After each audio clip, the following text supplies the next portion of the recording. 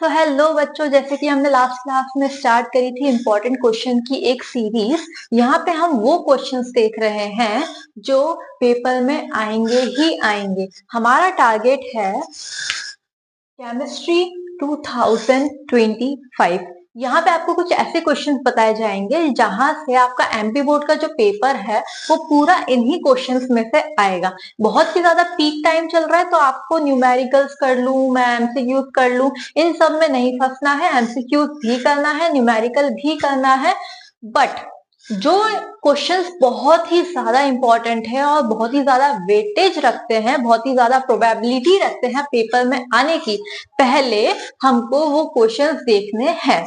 तो आज हम स्टार्ट करने जा रहे हैं chapter number 2। Chapter number 1 solution हम देख चुके हैं प्रीवियस वीडियो में, और अभी हम स्टार्ट करेंगे चैप्टर नंबर 2 केमिस्ट्री का, जो हमारा है इलेक्ट्रोकेमिस्ट्री। बहुत ही लेंदी चैप्टर है और ये जितना लंबा चैप्टर है उतना ही ज्यादा वेटेज रखता है, ठीक है।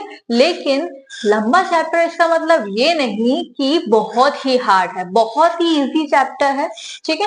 तो इसमें से जो एमपी बोर्ड का पेपर है वो आपका कंक्लूड करता है चीजें इजी वे में।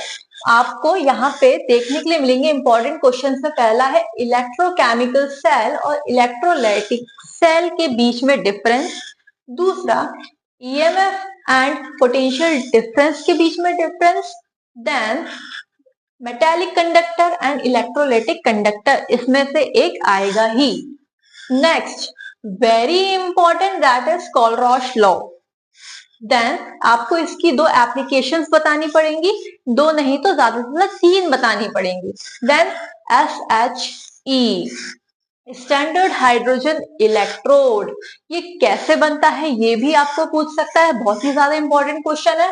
Then derive Nernst equation, Nernst equation very important.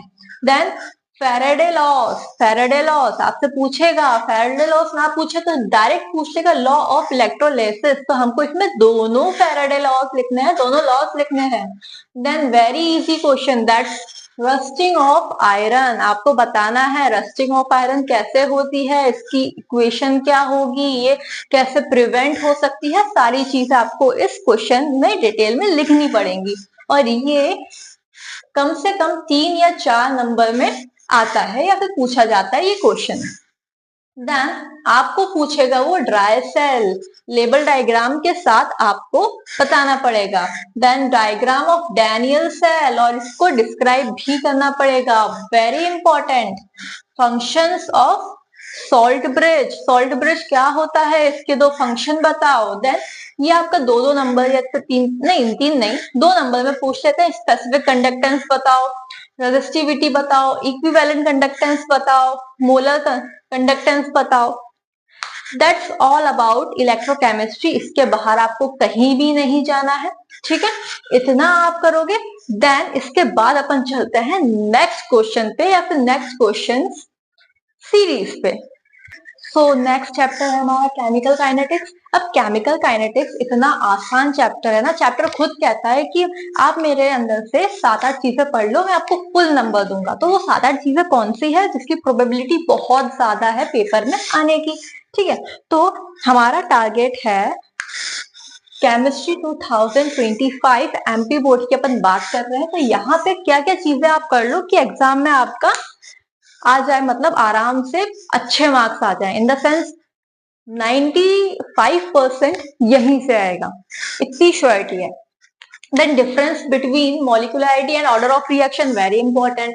Then rate of reaction and rate constant then very important. Then determine the expression of rate constant for zero order reaction, ये आपको पूरा derive करना पड़ेगा और इसको ऐसे ही मत छोड़ना, इसकी हाफ लाइफ पीरियड भी निकालना, ठीक है। Then determine expression for first order reaction, zero order reaction का important है, first order reaction important है। Then Arrhenius equation बहुत ही ज्यादा important है। order of reaction तो आप डिफरेंस में ही देख लोगे। Then pseudo molecular reaction again important, rate determining steps। Then unit देखनी है हमको यहाँ पे zero order, first order and second order reactions की कैसे निकालते हैं। पहला आपसे रीजन पूछता है वो ethyl amine is more basic than ammonia, ऐसा क्यों? Then why aniline is less basic than ethyl Amin?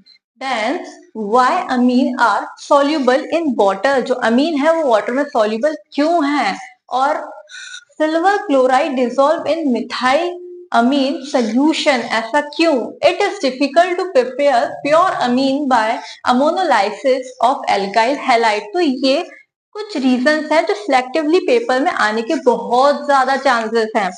Next आपसे शॉर्ट नोट पूछ लेगा कि कपलिंग रिएक्शन बताओ, डायजोटाइजेशन बताओ, कार्बोमाइल रिएक्शन बताओ, गैब्रियल थैलामाइड सिंथेसिस बताओ, हॉफमैन रिएक्शन बताओ। ये बहुत ही ज्यादा इंपॉर्टेंट है, ठीक है। Next explain primary, secondary, tertiary amines, very important. तो अमीन्स चैप्टर में इतने क्वेश्चन इंपॉर्टेंट हैं और आपको पहले ही क्वेश्चन को प्रायोरिटी दे दी, नेक्स्ट आपको कुछ और करना है।